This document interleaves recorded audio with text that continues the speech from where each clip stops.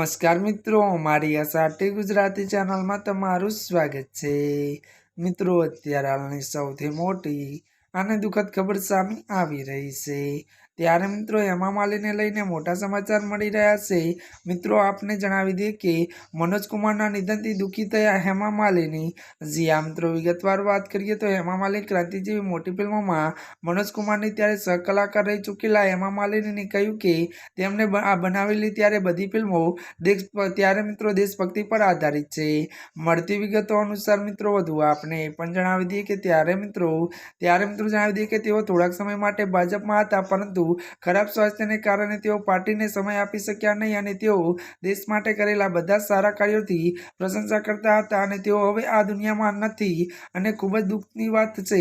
જો કે મિત્રો જણાવી દઈએ કે તેમની સાથે મારી ઘણી અદ્ભુત યાદો છે। જી હા મિત્રો, અત્યારની આ મોટી ખબર મળી રહી છે।